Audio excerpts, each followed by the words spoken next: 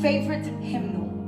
Sunday morning sightings of hands raised with tear stains while musical instruments played a distinctive wave that ushered the essence of God's divine presence. See, these two words, this,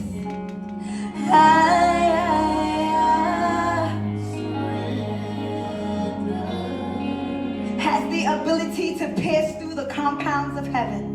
Blissful tunes with lyrical fumes that would take God's breath away. Tugging at his heartstrings like the picking of my acoustic. 'Cause see, surrender just so happens to be his love language. A dialect in which I knew, but solely based on my views from the pew, weakened knees. Planted in the ground like a feeble tree. Yielding, needing a source of light. Needing the sun, but not the one that goes down at the approach of night. See, surrender resembled a body posture, a song composure, musical aesthetic that triggers emotional moments, goosebumps making its grand appearance, hair follicles rendering standing ovation. See, these two words meant nothing more to me than a Sunday morning routine, a call and response which signified service was almost done.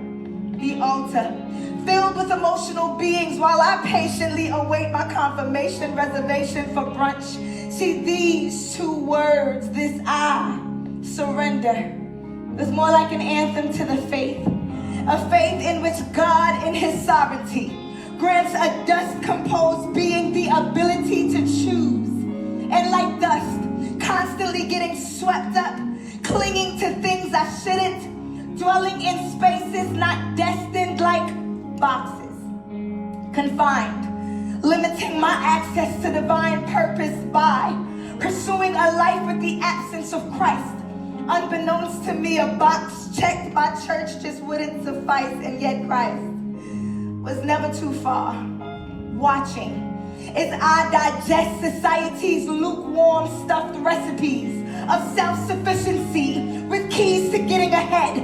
With no appetite, a hunger for his daily bread, I tend to wonder, how many thorns did I place back on his head as he yearned for a heart as pure as water? All I cared to offer was a bitter, acidic substance like vinegar. Get it? Got it. Good. See, his only request was this organ that beats beneath my chest. Two words, clinging to the exhale of my breath, 4 syllables, to resuscitate this walking dead. 'Cause see, the wages of my sin placed tombstones above my head, and it read, she loved Jesus, but she loved me more. She loved me more. She loved me more.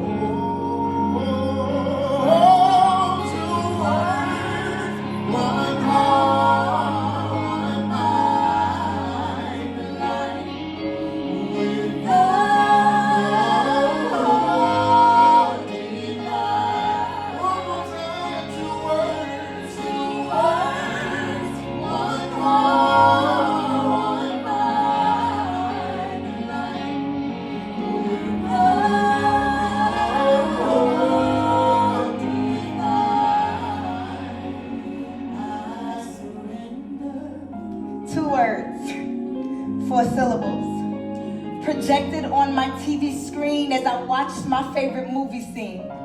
A warrior, bruised, with no other choice but to yield.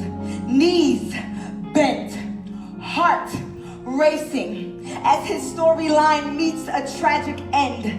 A scene multiple times I've seen, just never knew at some point the scene would be my off-screen reality. A warrior, hoping my storyline doesn't meet a tragic end, because I'm yet to become the version of myself God knew before he formed me in my mother's womb. So here I am on this battlefield, I mean this hospital room, with hands raised and tear stains while instruments played a distinctive wave. Not one that ushered the essence of God's divine presence, but one that measured the rhythm of this heart. See, I rendered everything but this heart. And I knew in this moment, if I saw Jesus, his response will simply be, depart. So here I am on this battlefield with no other choice but to yield. Weakened knees, planted in the ground like a feeble tree, yielding, needing a source of life, needing just one more chance to get it right, dear God. Come see about me. Grant me this victory in spite of my hypocrisy.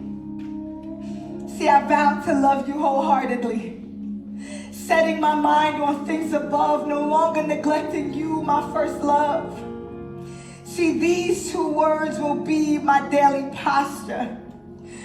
Dear God, I surrender.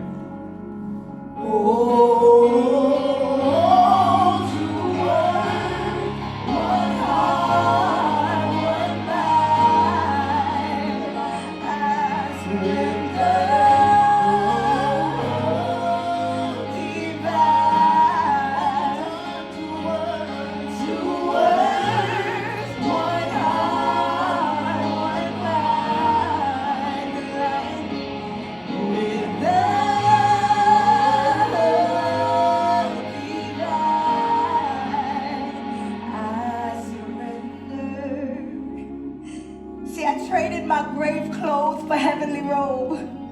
Now I'm a recipient of streets of gold, owed to the God who saved my soul, whom in his sovereignty took this dust-composed being and made her whole.